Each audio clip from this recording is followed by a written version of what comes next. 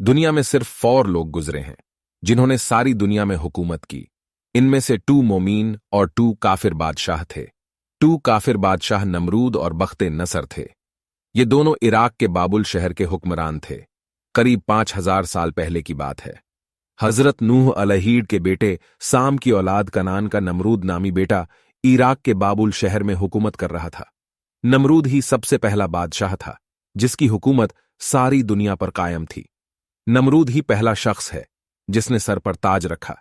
उससे पहले किसी हुक्मरान ने सर पर ताज नहीं सजाया था।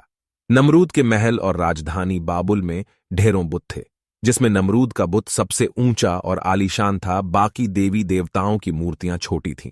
इसका मतलब वो खुद को सबका खुदा मानता था। हजरत इब्राहिम अलैहिड, जिनकी याद में हम कुर्बानी करते हैं, उन्होंने नमरूद को ईमान की दावत दी। नमरूद को बहुत समझाया, उल्टा उसने आपको आग में डलवा दिया। हजरत इब्राहिम अलैहिड आग में भी न जले। ये मौजा देखकर भी बाबुल की गुमराह कौम और बदबख्त नमरूद ईमान न ला सके। इस हादसे के बाद इब्राहिम अलैहिड ने बाबुल शहर छोड़ दिया। अपने भतीजे लूत अलैहिड बीवी सारा के साथ मिस्र हिजरत कर गए।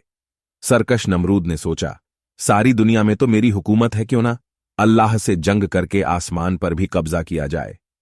नमरूद ने बाबुल शहर के बाहर आसमान से बातें करती एक बहुत ऊंची मीनार तामीर करवाई और माज अल्लाह रब्बुल आलमीन को जंग के लिए ललकारा।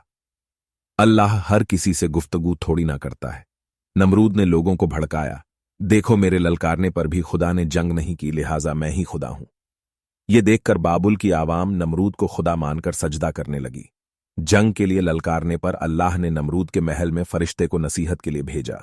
जालिम नमरूद ने नसीहत पर कान ना धरे, उल्टा घमंड में आकर अल्लाह और फरिश्तों से जंग का ऐलान करने लगा। फरिश्ते ने उसे 3 दिन की मोहलत दी ताकि नमरूद जंगी साजो सामान इकट्ठा कर सके। 3 दिन बाद नमरूद, जो सारी दुनिया का बादशाह था, दुनिया के कोने कोने से फौजें इकट्ठा करके मैदान में आ डटा। अल्लाह ऐसे जालिमों से बदले लेने को लिए जो घमंडी और सरकश होते हैं, अपने ताकतवर फरिश्तों को नहीं भेजता, बल्कि अपनी सबसे कमजोर शय को भेजता है ताकि घमंडी का घमंड चूरन चूर हो सके। लिहाजा अल्लाह ने नमरूद के लश्कर का सामना करने के लिए मच्छरों की फौज भेज दी। करोड़ों अरबों मच्छरों ने चंद घंटों में नमरूद की तमाम फौज का सारा खून चूस लिया, जिस्म में गोश्त भी बाकी न छोड़ा। नमरूद की सारी फौज मच्छरों के हमले से मारी गई। मच्छरों में से एक लंगड़े मच्छर को अल्लाह ने हुक्म दिया कि जाओ नमरूद की नाक के रास्ते उसके दिमाग में दाखिल हो जाओ। अल्लाह के हुक्म से लंगड़ा मच्छर नमरूद के दिमाग में घुस गया। लंगड़े मच्छर ने नमरूद के दिमाग की नसों में ठिकाना बना लिया। मच्छर के काटने से घमंडी नमरूद का सर दर्द से फटने लगता। वो दरबारियों और नौकरों से अपने सर पर जूते पिटवाता ताकि उसे सरदर्द में राहत मिले। इस तरह बाबुल के भगवान की उसी के दरबार में सरेआम पिटाई होती थी। सर पर जूते खाते खाते नमरूद को जमाना गुजर गया और लंगड़े मच्छर ने उसका जीना हराम कर दिया। आखिर एक दिन दिमाग की नस फटने से इस काफिर और घमंडी बादशाह का हमेशा हमेशा के लिए खात्मा हो गया, जो खुद को खुदा मानता था, जिसे अल्लाह ने सिर्फ एक मामूली लंगड़े मच्छर से मरवा दिया। अल्लाह जब किसी को हुकूमत देता है तो उसे आवाम का ख्याल रखना चाहिए, उन्हें गुमराही में नहीं डालना चाहिए।